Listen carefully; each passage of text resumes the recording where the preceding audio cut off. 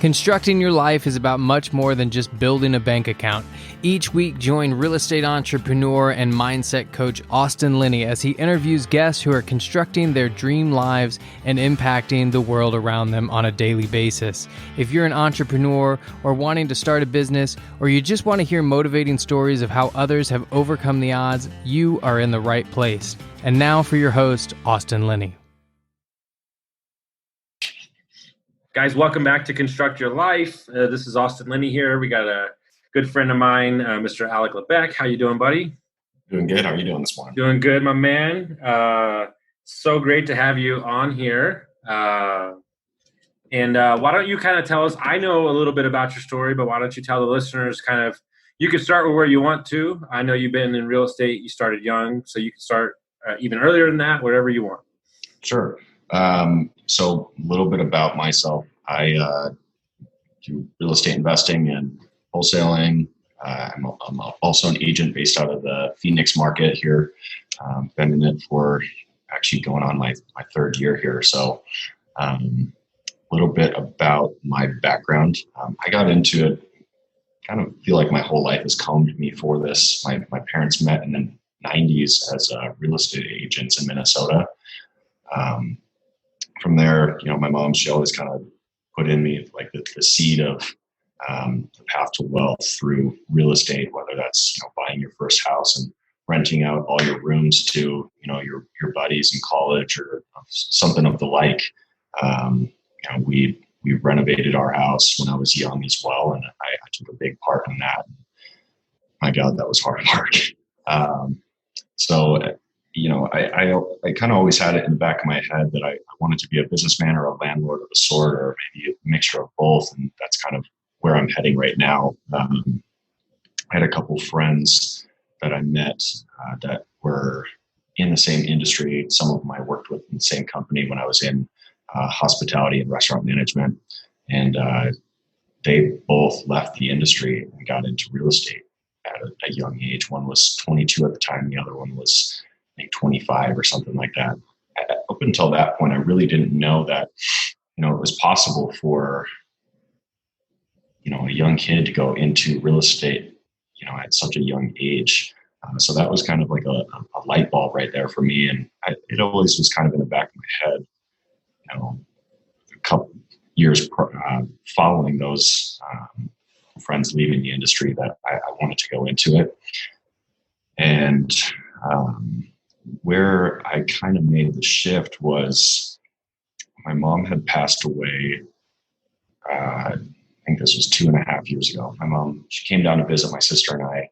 She ended up passing away. She had a long battle with cancer. And at that point, I just kind of, I went to a really dark place, but I also started losing a lot of the fear of taking risks and going after my life. And I thought of the best way to put this morning when I was in the shower. I have a lot of shower thoughts. So I was like, my mom's end of her life was really the end of my previous life and the start of my new life. And it sucks that, it had to come out that way where, I had to have that huge life event to spark me to go and do something else. But it was what I consider the best, worst thing that ever happened to me, or happened for me, I guess. I try and not say happened to me, because everything in your life is really happening for you.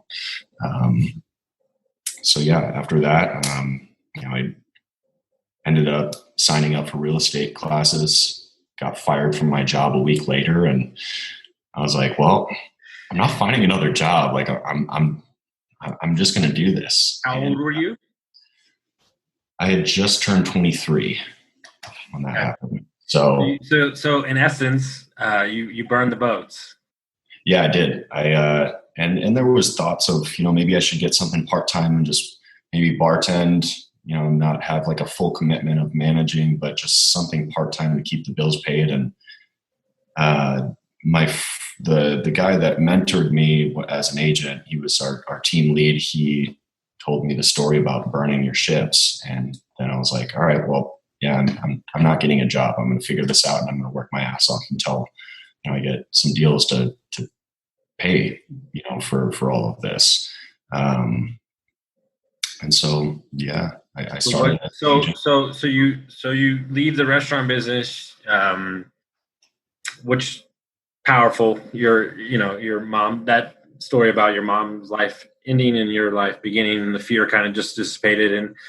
And just to harp on that for a second is that it shouldn't take, even though it does most of the time, it shouldn't take a life event like that to appreciate the people around you or make the decisions that you need in your life in order for you to ultimately be happy, right? But ultimately, as humans, we have a tendency to distract or put aside until something really just snaps the shit out of us. Yep. And I commend you for making that shift, even though in the midst of turmoil, in the midst of grieving, you decided that you were going to turn this into a positive, which I think is beautiful. Yep. So you jump into the real estate. You have no idea where your deal is going to come through. What happened when you start? Because a lot of the guys that listen to my show are younger investors, so they want to know, what happened. Sure. So I, had like a month of training first, and then started hitting the phones, and the deal didn't come. So I got fired April 23rd. I know the exact date. I was licensed within 5 weeks of that. And then I started with Stunning Homes in June, and I didn't get my first deal, like actual deal, until the first week of September. Yeah. And it didn't close until October. So I had from April 23rd, my last paycheck, until October 6th, I think, is when that first check actually hit. How did you live? I was very fortunate that my mom taught me how to be very frugal and how to save money. So I've always just been a really big saver. By the time I was like 16, I had it was like $8,000 of my own money, just like that I had saved from working up, through my entire life. So I learned how to save, and I was just living off my savings, and, got into credit card debt, and that was fun. So, but so do they say, just like I think in investing, the first deal is the hardest? Or was there a big gap in between the second one? Or, what was the feeling when you got that first deal? Did you feel kind of proven a little bit? Like, I can do this, right? Yeah. So, and that was when I was just an agent. We can talk about when I got into the investing space. But yeah, that first one, it was really like a shut up check for my own mindset. Like, okay, you can do this, dude. Like, it's fine. And then after that, it was like, I had another deal in escrow within a week or two of that one closing. And that was pretty good check coming my way, and ended up turning that into another listing and spiraled The from thing there. that's never talked about in real estate and investing in general, and the reason I'm bringing this up is because me and you hung out a bunch, and we'll get to that part later. Momentum is the secret weapon that nobody talks about. It has nothing to do with deal flow. It has to do with your mentality. And when you're rolling, the sky is open and the sky is sunny. When the ship hits an iceberg, it's hard to get the ship going again, right? Don't you believe that? We will definitely get into that with my story later on. Yeah. That's what I try to tell these new guys. Like, it took me 7 years and 8 bad deals that fell apart the day before closing. And I was convinced that I'm never going to buy a house, like, ever. And then, true story, I bought a house without my ex-wife seeing it. Like, we didn't even know, I'm not kidding you, we didn't even know that the master didn't have a closet in it till the day we bought it. We didn't even know, because we were just like, no, it's fine. Great price. We'll take it. Master office. So we bought it, right? I bought 2 other houses in 6 months. And that's just the way the world works. It just happens that way. So you get the first deal, you get the second deal, and you're rolling, right? You're doing some stuff. And then talk to us about the kind of the avenue into investing and kind of getting into that. Sure. And so it was a few months after that. So just to kind of preface this, so Stunning Homes, it's a brokerage here in the Phoenix area. There's a lot of some of the biggest wholesalers in the state that are licensed through there. Big flippers licensed through there as well. So I had started to kind of get groomed to like that whole world through them.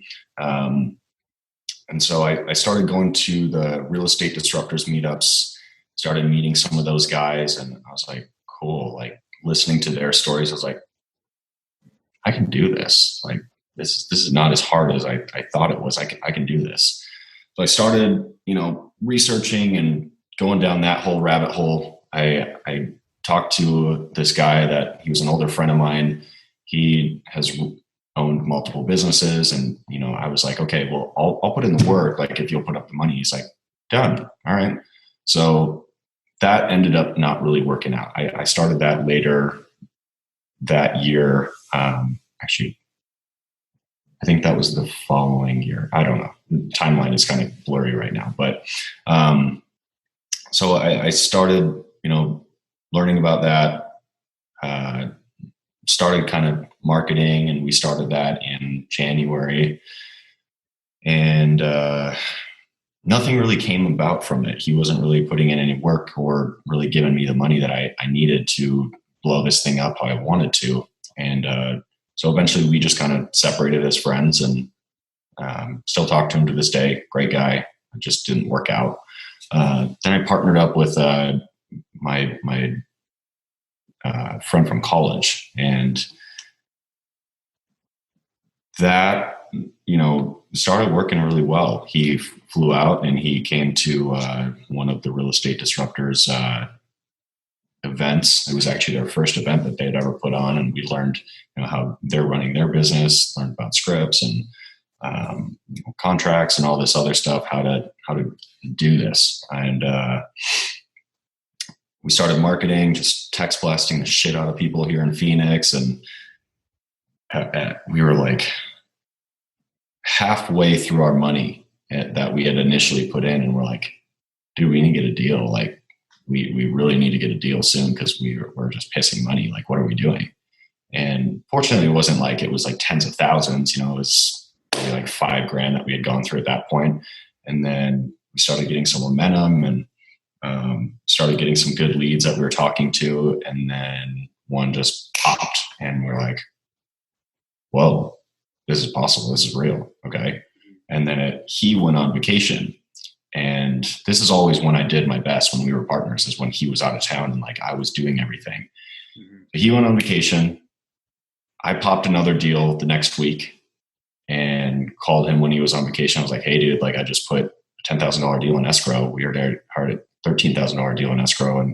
And then I called him the next week. I was like, hey dude, I just sold a $30,000 deal. He's like, what? He's like, what the fuck, dude?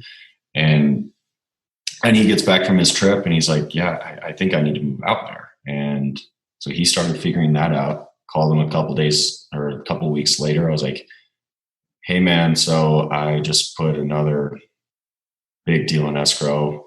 I kind of need you out here. So how much was that one? How much was that one for? I think it was 19. We were actually supposed to make 38 on it in the original. So if my math is correct, off 4 deals, you're somewhere around $70K. Yeah. Okay. More than most people make in a year. Yeah. Yeah. It was wild. And I was like, wow, this is real. This is awesome. Like we started scaling and just built a foundation on a house of cards. We started hiring people, and we really didn't know how to manage them, and we really didn't know like what they needed to be successful. Like I'd gone through a lot of personal development. So I started like trying to put that down their throat, and some were receptive to it, others weren't. And so that was another battle. But yeah, once we started scaling, it was like, I stepped away from prospecting, and, I was trying to grow the business, trying to do acquisitions. And then, yeah, the momentum kind of stopped because we grew it too quick. And I was like shit, like we need to get another deal. Like, where's this going to come from? And then, we had like a dry month, and then we started popping deals again, and then another dry month. And then, before you finish off that story, because I know where it's going, let's talk about what happens on the regular basis with new entrepreneurs, because I'm guilty of it too. You're building the plane as it's flying, as my mentor would say. Yep. You're thinking that everybody else signed up for your accountability program. and right? Because you see it so clear. Like I get up at 4:30 in the morning. I'm crushing my day. Why wouldn't you want to? Right. The disconnect between what a leader is and what a leader should be doing is so far from what people think. It's not even funny. Right. And so if you were to look back on it and you were to be self-reflective on yourself, what should you have done that you didn't do, and what you wish you would have done when you were building it in the beginning? Sure. That's a good question. And I've pondered on that a lot. I wouldn't have tried to start scaling as quick as we did. I would have, kind of worked on getting us more stable and then building infrastructure first for like a hiring process and for, a full onboarding packet and training videos of how to do everything, and put together everything there first, build like the systems, save yourself some time, energy, and money. And I think that's one of the first things. Second would be finding the right people, because some of them were a really good fit, others weren't. We had one guy that he was just an appointment setting machine, and I should have spent more time developing him. And that was kind of a downfall, is that I didn't spend enough time working and training with them. I was like, okay, here's the script. We'll work on it once a week, and then, you're self-sufficient. It should have been a lot more accountability, and here's your benchmarks. This is what we want you to hit. This is how many leads, not just this many calls, but this is how many leads we expect out of you every week. And if that doesn't happen, this is what we're going to have to do for a consequence. So yeah, I think that would be another thing. Still trying to figure out, how to build a more effective team. So you're riding the wave, you're hitting the valleys, you're hitting the peaks. And kind of when I came to Arizona the first time, a couple months ago, what happened when the virus hit and the business got out in front of itself? Like what were kind of the atom bomb, you would say, in your business, kind of the things that took place? So we were running really hot. I had most deals I've ever had in escrow. We had 10 contracts that we were working on, and some of them we were actually going to keep. The other ones we were trying to wholesale. And it was like we kind of got hit out of nowhere with the whole COVID thing. It was like one day everyone was buying and like we could get, long-term money, and the next it was like, we're not buying those kind of deals anymore. Like, so it was a lot of going back to the sellers and trying to renegotiate. And if they didn't renegotiate, cancel. And so we got our earnest money back, and just explaining to them, this is what's going on with the investor world. And so we had 2 of those 10 closed, and all the other ones fell apart. And I was so attached with my self-worth and my mindset to how the business was doing that once the business shit, my mindset shit. And it was like I was already kind of going through like a burnout path, because I was very intense when I get into something. I focus on it. I go 100 miles an hour into it, and I want to redline the Porsche. It's, I don't like just gradually breaking the car in. Like I want to redline it right away. And so that was what I tried to do with the business, and you can't do that. And so I was also doing that with myself, getting up super early, 3:30 in the morning for a long time. I was getting up at that time and running a routine and not really sleeping or catching up on my sleep. And so I started getting mentally burnt out, and I was in the sales rut too. I couldn't get some of the deals to close that I thought were closable deals. And so that put me in like this whole, like, am I even supposed to keep doing this? Like, do I need to go figure something else out? Should I go back to selling real estate? Like, what should I do here? And I got to, I got a front row Yeah. seat to that party. Yeah. So, because we were spending a lot of time together at that point, and you were in a dark place, um, and what that the podcast I just recorded, you were playing a zero sum game where you said it already. Your identity was wrapped up in the success of the business, and instead of your why and your goals being so much greater, it's just building a lifestyle, right? And that's what happens with people because they just get knocked down, and then it just is like this massive domino that just chips away at every little part of your life. And it's not like it's not like Alec, the person, doesn't want to do great. But when, like, I'll use it as a reference point, as when the cruise ship hits the iceberg, how quickly do you get back up? But that's not but that's not even the end of it, baby, because I got a phone call a couple weeks later and it got worse. So COVID hits, your business is falling apart, you have to start letting people go, and then what happens next? Sure. And that was tough, like making that decision to, we let go 5 people, I think, and just went down to me and my business partner running it. And I was kind of struggling to get my energy back. Like I felt like I wasn't me. I couldn't get up at the time that I normally was getting up. I couldn't even get up before 5 o'clock, which I had been getting up at 5 o'clock for the last 2 years, if not even before that. And I started getting up at 6, 7 o'clock, just trying to recharge my body, which was necessary at the time. You can't run 100 miles an hour forever. You have to eventually slow down a little bit and just recharge. So that was what I was trying to do. And then, that phone call that you got, it was, I also run a mastermind with 10 or 15 real estate investors here. And I was at that. And then I got back to my office and went and said what's up to my business partner. And he had actually just gotten a job a week before. And lo and behold, he never told me that he was going to be getting a job. He just got the job. And then I found out because I saw his computer in his office. He's like, "Oh yeah, I didn't want to tell you yet, but I got a job." Okay, whatever, no worries. It's like, "I'm still going to do this. Don't worry about it."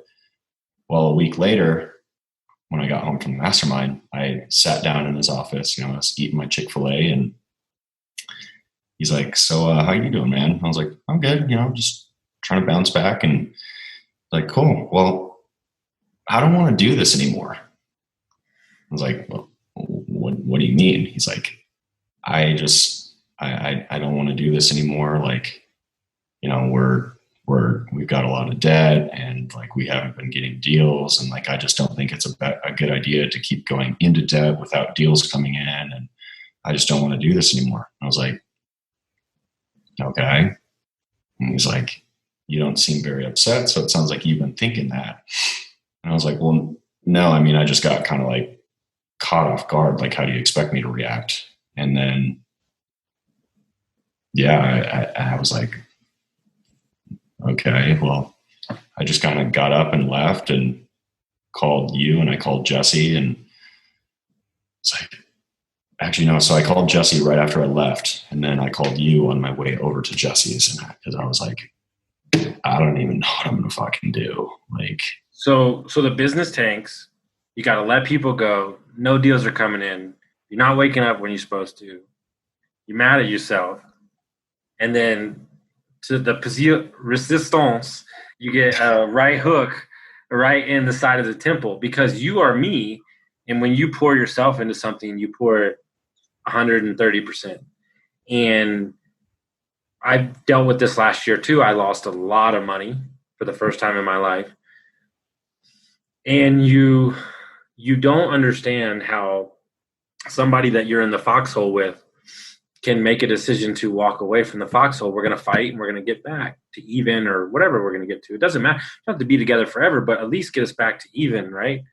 So mild freak out, for a minute while you're still trying to get your energy back.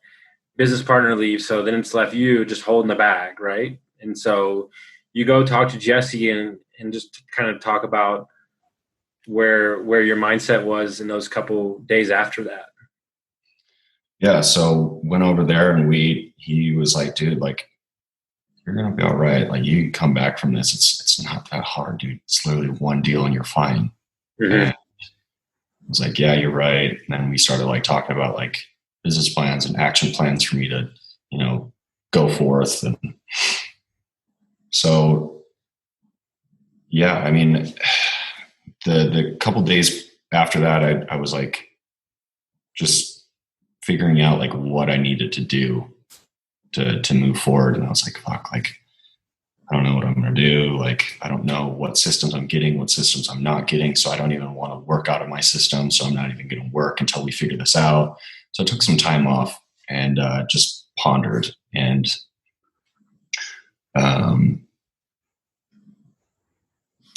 and then I ended up just moving all my stuff out of the office and moved, all my stuff back to my house. I have a home office now.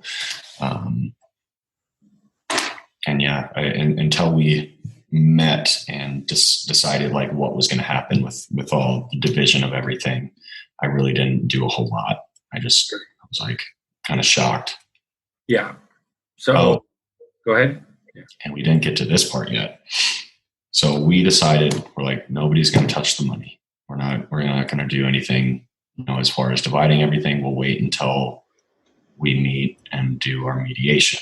Well, I logged into my Wells Fargo account that next week, and we had 8 business accounts, doing like the whole profit first model. And it was all zeros on 8 of my accounts. I was like, fuck. I was like, I'm screwed. What am I going to do? Like, I don't have my money from my business to go and restart a business. What the hell am I going to do? So I called Jesse and he was like, dude, we're going to figure this out. So he and my old business partner talked and he ended up putting the money back, and then we didn't do anything until mediation. But that day of seeing that, I was just like, I was wrecked. But hear me out.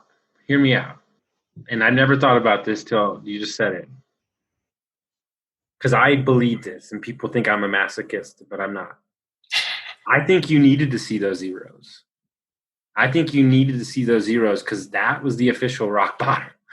Yeah, that was a kick in the teeth. Yeah, you know what I'm saying? I mean, it's one of those things where like you'll look back on it in 20 years and goes, I'll never see those zeros ever again, because it was the holy crap moment. Yeah. Right. That it was the shifting of the like, oh, this is like, so this is all gone. I've got nothing and I need to figure it out from here. I've had those moments. I've been there, and so I look at it as the defining moment in who you are, because, and what we'll get to now, like you're locked back in, and it's not easy, but you're locked back in, you're working out. So like, tell us what you think the shift was. Kind of tell us what, is it surrounding yourself with people that support you, that have a different point of view, just an outside point of view, or was it Alec dealing with Alec? Like, what do you think was the catalyst for all that? It was both, actually. So talking about Jesse again, so he's been a huge help. He's like a big brother to me. And when you and I were on the way to California, him and I were on the phone, and I got this realization when I was talking to him, because he was telling me stories about how, he's been where I've been. And like, he's like, dude, like everyone that's successful has gone through what you're going through right now. Like, you're going to be okay. And you are exactly where you're supposed to be at in life right now. Actually, no, that was from a different mentor.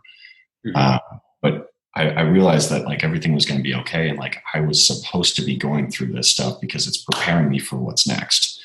And then I hired a couple, went through like this coaching program with my 2 mindset coaches. And when I was on the initial call with them, I was telling them what was going on. And they're like, what's really cool about this? You are exactly where you're supposed to be at in your life right now. You're not supposed to be any further along. You're not supposed to be behind anything. You're supposed to be exactly where you are right now, because that's preparing you. And it was that realization that I live too much in the future and too much in the past and not enough in the present. And, I'm naturally a visionary, so look into the future, but that also swings you right back into looking at the past. So if you're always looking to the future, you're always going to bring yourself back to where you are because you're on this pendulum. And so it was kind of those two conversations. And then you and I spent a lot of time together, and, got to hear your viewpoint, and you encouraged me a lot of, that everything was going to be okay. And, so I think it was that, and then getting myself back onto like a dead set morning routine. I started, following the program of what my coaches were teaching me as far as like getting back to your morning routine and like setting up your day for success every day. So every day I do this must crush list now. And then I booby trapped my life by setting a series of alarms that go off throughout my entire morning routine. So I don't even know like how I could tell you how it goes, but like really my morning routine walks me through it itself. It's alarm to alarm to alarm to alarm to alarm. So I don't have to think about it. And it's one less decision that I have to make every morning. So getting on that, and then just being like that traumatic life event, that's like, it jars you out of your pattern. So it's your pattern interrupt that took me from, okay, I was comfortable, like, even though the business wasn't doing great, like I was like, okay, we're going to be fine. Like with that. And it was like, okay, now you don't have somebody else to rely on anymore to help like carry some of this weight. It's all on your shoulders. And the only one that's going to figure this out is you. So you have to keep moving forward, or you have to go get a job. Which one do you want to do? And I'm a terrible employee, horrible employee. So I really think that you would be the worst employee on the planet. Yeah. Horrible employee. Literally told my last boss to fuck off because she was pissed and she was screaming at me, and that's how I got fired. And so you're back in your morning routine. You're getting your thoughts right. Yep. This last deal that you had, was that the first one since the breakup, or second? Yeah. So I had a land deal that I was working on, and then so the first one after the thing, you got back locked in. You started getting back in your systems, and you decided you were going to go off on your own. Yep. And then what was the first deal for? It's a land deal for like $4,500. $4,500, and then the second one that just happened, what was that one for? 30 grand. Yep. See, guys, like the rainbows aren't shining, and the road's not gold, but at least his ass is out of the fire, and that's right. Because he didn't mail it in. He's put in a ton of work. And I'll be honest with you, like I've never said this to you, but those couple weeks, man, you were flailing. Like you were just all in your head, and, I respect that is part of that's okay. And I think that's me as a coach is really hard for me to see that because I was that way for so long, but I have to understand that everybody's on their own path. Right. And so that was part of your path. And guess what? It won't be the only time things go bad, but now you have a deeper understanding and a stronger mindset around not spiraling. Right. And I think that's really the key. Cause I was like, when I spiraled, like we're talking about weeks and months, we're not talking about like a day or two. Right. Now I can yank myself out of it in like an hour or two, which I think is pretty cool. Yeah. But that's really what we're talking about here, guys, is just creating, but more importantly, I think this is, and something I want to talk on as I'm newer to the city. I don't think, and I almost know for certain, I don't think there's a better supported community of investors than Phoenix, Arizona. I don't, hands down, this community is top to bottom. They're amazing. And so when you get around guys like that, they don't let you slide. Right. Because they'll call you out on it. And that's when, if you're surrounded by losers, then they'll just go, oh, that happens. No. Yeah, that just reminded me, you were in the mastermind where I got called out by everybody. Yes. All on my bullshit. I was going to bring that up because you lead the call, and they were like, hey, idiot, you've been sucking the last like 3 weeks. Yeah. What's going on with you? Where's Alec? Like, you're not yourself. what, like, you can and that do this. is surrounding yourself by people that will hold you accountable and not allow you to just placate, and not allow you to just kind of skate. And that's what we do. Look, when you're drinking or you're heavy into drugs or you're whatever, you hang around with people that do that too. Well, how the hell would you know if the shit's bad? Like, they're getting drunk at 2:00, 10:00 on a Wednesday too.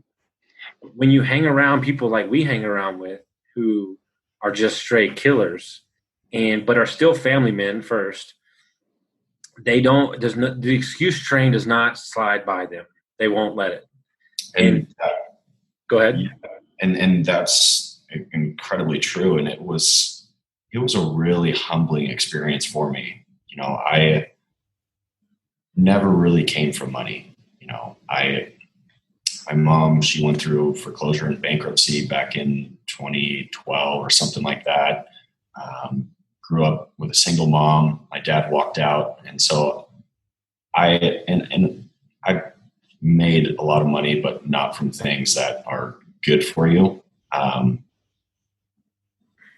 But once we started really doing well, and it was like I made $80,000 in 2 months, I was like, I'm the shit. Like, I can keep this up. Like, so your ego starts going, like, when you start making that kind of money that quick, especially if you don't come from it and you're not used to it. And so, as we started doing really well and started making more money, my ego got bigger and bigger. And then all this downfall, it popped. And it was like, yeah, I mean, I got leveled completely and humbled, which was actually something that I feel was really good for me, because it reminded me that that's not who I am. I'm not this guy with a big ego that thinks he's the shit. I'm a humble, caring human being that just, I love people, and I love the people that are in my circle, and I'm just constantly trying to better myself. And you can't better yourself when you're focused on your ego. 1000%. And it's not until, like, somebody asked me a question the other day, a good friend of mine, I've known him forever. He's 41. He's picked me up like 3 times during the bad shit. He asked me a true question, and I don't have the answer for it, but I have my own statement. He said, can you truly be successful in life if you haven't got knocked the fuck out? And I don't think so. Because, like I said something earlier on a podcast, and I believe this, I'm unstoppable. And it's not an ego thing. It's literally that no matter what obstacles you throw up, dude, alcoholism, homeless, divorce, drug addict, what else you got? Right. Your dad wasn't around. Your mom had foreclosures. You lost a bunch of money. You lost a business partner. What else you got? Because I've tackled it all. It may have not been gracefully, but I tackled it. And so every time you step up, when I lost that money, I beat myself up for like 2 days. And then my buddy called me and he said, let me ask you a question. Did you go to business school? I said, no. He goes, did you go to business training? I said, no. He goes, how much money you lose? I said, $26,000. He goes, consider it the best business course you ever had in your entire life. Get out of here. And I was like, you're 100% right. It was entrepreneurship 101 through hell and fire. And now nothing is I'm like, oh, 3 businesses? It's fine. Don't worry about it. But like, I had to do that to get to here, right? And you had to do all those things to get to here. And you don't know where your path's going, but you know that you'll be stronger for it when you get there. And I think that's what's exciting. Yeah. And that's why it's a perfect time to have you on the podcast, to see the arch, and know that we're just getting started, right?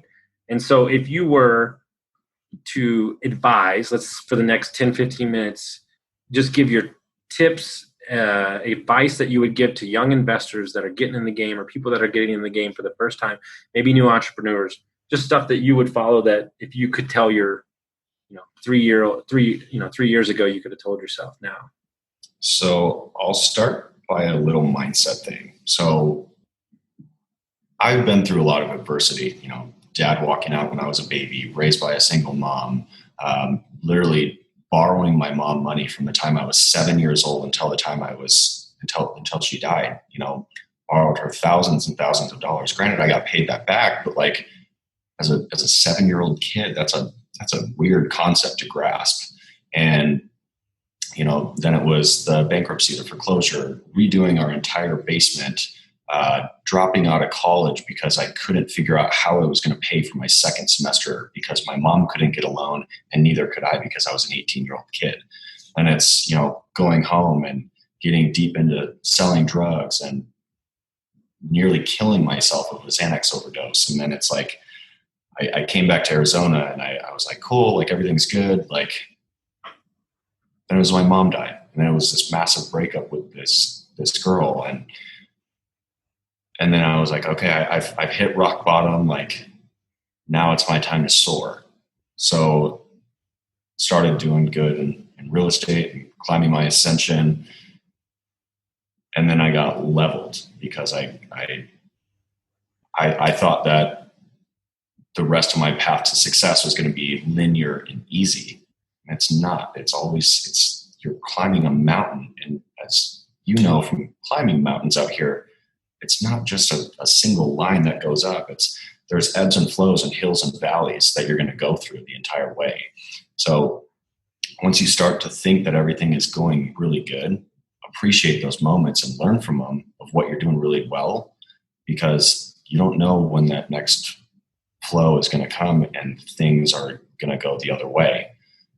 I'm not trying to make this like a pessimistic thing, just more realistic that as soon as you think that you've got it all figured out, life's going to throw you a curveball to make you figure out the rest of it, because it's not a linear path to success. So that's an important thing, to just learn from your struggles and learn from the good times, because it's not always going to be good and it's not always going to be bad. But if you believe that it's always going to be bad, it's going to stay bad. But you have to have a strong enough belief that you're going to figure it out and bet on yourself that even on those downturns, it's going to come back up. And you just got to trust that it's a moment that you're supposed to have. And learn from. I think the problem is, and something I've been harping on, is society at large has told everybody that they have to have it figured out tomorrow. And meaning if you get laid off, or you have to get the job right then. Right. It's like, no, you don't. Like, we don't know. Like, you don't know. And life is fucking crazy. And guess what? 2020 is 100 and the rest of us are 0 right now. This mother effer is getting real, right? All central. But here's the thing is, and I said this earlier on another podcast, all my friends are crushing it. So it really is about, there's a true statement that there are billionaires being built right now that you won't see in 5 to 10 years, because they've chosen to not look at this as, dude, yeah, it sucks, but they're choosing to not look at it as a negative. They're choosing to look at it as a positive, and what we're calling separation season. Yeah. And you have a choice to learn from it, understand that maybe in the future you should have a lot of cash reserves just in case. That's a positive thing. Don't over leverage, and network, because it really is about your network and your relationships. And there are people, this is something I deal with all the time, because there are people that help me out in my life. This guy I heard this morning on Instagram, he was like, y'all don't even understand, when I become a billionaire, I'm just going to start giving money away. Right. Like, yeah, I love that. And I'm like, wait, that's going to be me too. Like, I'm just going to start giving money randomly to people. Like, and the thing is, this is like, people would go, why would you do that? Yeah, you don't have any idea who helped me out.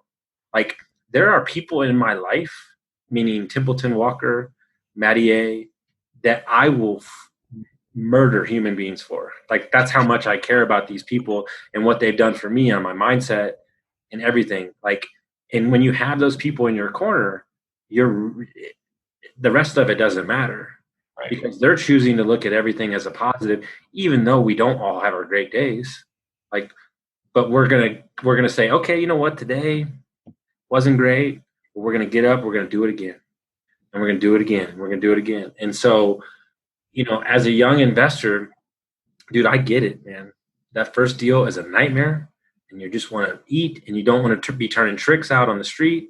I get it. Mm-hmm. But if you surround yourself with the right group of people that are talking positive, pushing the narrative forward, I guarantee you that the wheels will start turning. And that's what we're saying, guys. It's the whole conversation is to keep the ball rolling forward.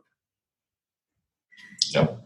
And so going back to the advice for newer investors or people wanting to get into it. So I learned a hard mistake. I was taking all the money that we were making and reinvesting it back into the business. New systems, new subscriptions, new employees, new this, new that, all this new shit. But I was never paying myself.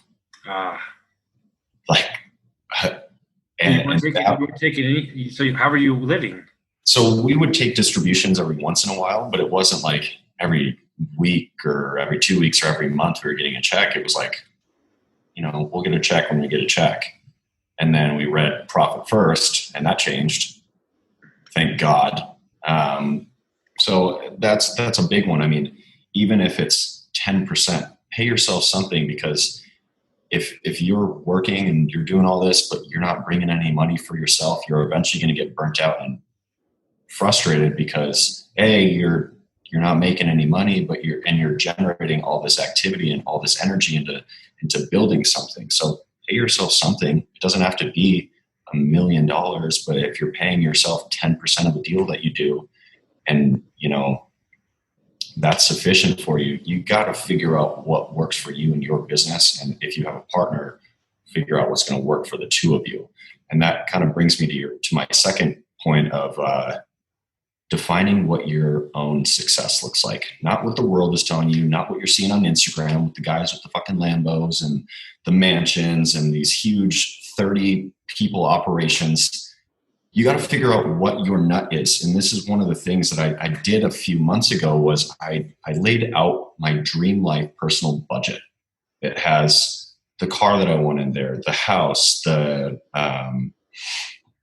I want to be able to go and get massages every week, go and shoot guns and take golf lessons and put money aside for savings and long-term savings and rainy day funds and travel funds. And so I figured out what that monthly nut is and then figured out what I need to make in my business to make that happen. So, a lot of people, I was guilty of it for a long time.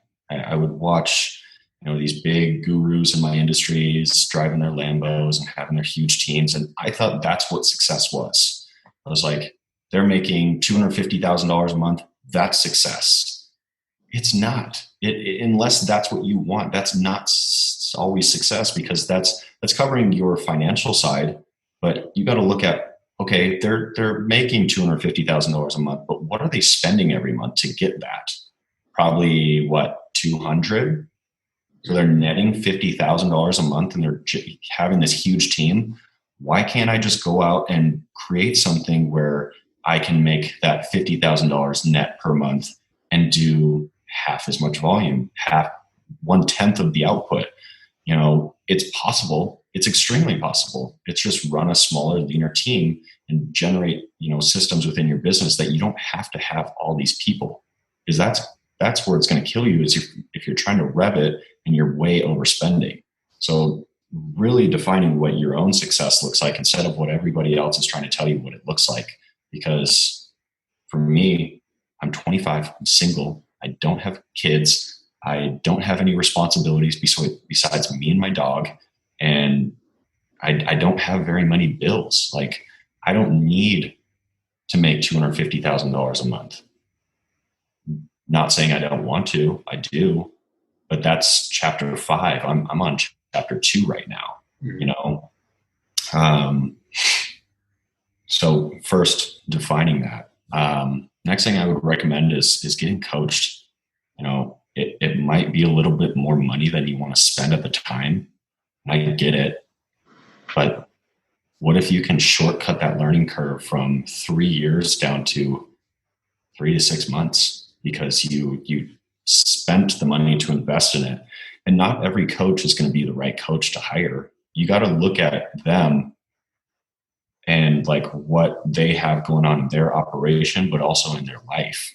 And I said this on another podcast, is you can look at this guy and he's got a really successful business, but he's a very unhappy fat slob. I'm not saying there's anything wrong with that, but if you're somebody like me that's like, very active, very driven, I want to have a balanced life, you'll learn from them how to run a successful business, but you'll become a workaholic, and maybe that's not what you want. So you have to look at the mentor that you're hiring from all around. Is this somebody that I want my life to model after? If I was to become what that person has, and we were to swap shoes for a day, would I be happy with that life, or would I just be happy with the income? So it's that, and not every coach is going to be right. You got to also make sure that they practice what they preach. I mean, there's some people in the real estate industry, unfortunately, that are, mentors and coaches, but they don't actually do deals. They're gurus. Watch out for those. You got to watch out for those type of people. The next thing I would say is spend lean. You don't need every subscription. You don't need every system. You don't need it all figured out right away. Don't overspend just to make it look like you have a successful business. And that's a mistake that I had. I had every fucking subscription you could ever want for pulling lists and multiple dialers and, this subscription, that subscription. I was paying this person's salary, this person's. And it wasn't necessary for the number of output that we were doing. You got to watch what you're spending, because it's not how much you make, it's how much you keep. And I think that's something that a lot of people don't recognize in the beginning, is that you can make $50,000 in a month, but if you're spending $45,000, mm-hmm. you're not going to sustain that business. It's going to crash. Mm-hmm. Done it. Been there. Learned from my mistakes. The next thing would be just staying focused. It's really easy, especially in this industry, to have shiny object syndrome and go from seeing this person doing this marketing to this thing. And then this person is selling this product, and this person is selling that coaching program and this one. So you're jumping around to doing all these things, but you're not really going deep into anything and learning from it. You're just learning surface knowledge or doing something on a surface level versus going really deep into it. So the next thing I would say is persist. That was a really big one for me a few months ago. Persistence it's not always the easiest thing. I mean, when you're in the heat of the fire, you feel like it's never going to stop. You're like, you're looking around and everything's flames all around you. And you're like, okay, well, where's the door? How the hell do I get out of here? And you're like, do I just lay down and just let the fire take me over, or what do I do? And it's not always easy to keep going through that fire and pushing through, but the only way out is through. So love it. Those are amazing. Those are going to be a great clip everybody can listen to. I just wanted to tell you, so we have it recorded, I am super proud of the man that you are, regardless if you had a father or not. You make me proud every day about fighting back in the business that you're creating. And I want to tell you that you're extremely supported in the community, and we appreciate you. And I just want to tell you to your face that thank you so much for the friendship. I really appreciate it. And it's really great to have a front row seat to watch you fight back and get through all that stuff and still crush it. And it won't be perfect all the time. And that's okay. And we're still going to do it together, and we're going to grow together. It's going to be awesome. So I just want to thank you so much. Tell them how they get a hold of you. Tell them if they want to get in contact with you or learn anything. How do they get a hold of you?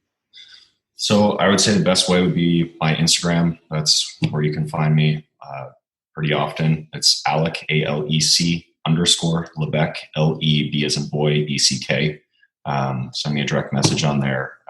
I don't always see them if we're not following each other. He's single, so definitely DM him if you're a hot lady in Phoenix area.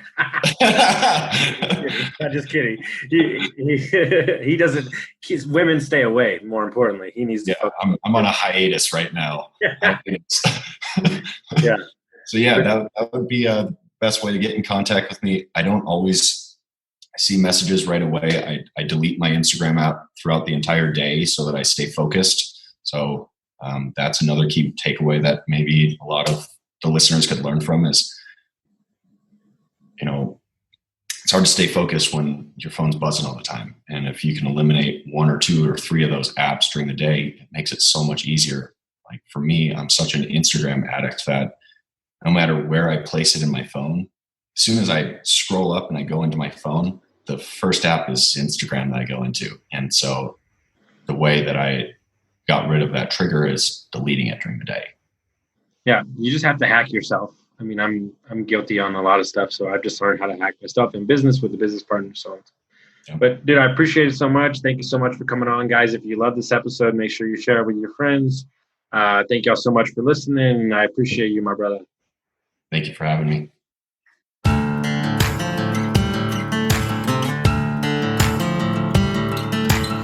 Thank you for listening to Construct Your Life with Austin Linney. If you enjoyed this episode, be sure to rate, review, subscribe, and pay it forward by sharing with a friend. Most importantly, take this opportunity to start constructing your life by taking immediate action on what you learned. For show notes, resources, and more information on one-on-one coaching with Austin, visit constructyourlifepodcast.com.